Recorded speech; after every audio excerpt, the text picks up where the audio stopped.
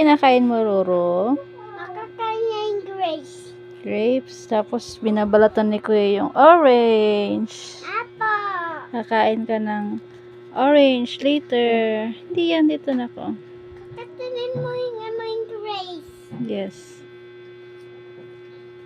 Para pampitibay.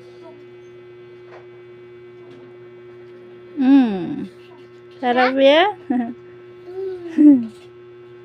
Ako na babalat ako ng orange. Okay na? Apple. Bigyan natin kay Roro yan. Apple. Kainin niya muna yung grapes. Oh, sige. Kanin.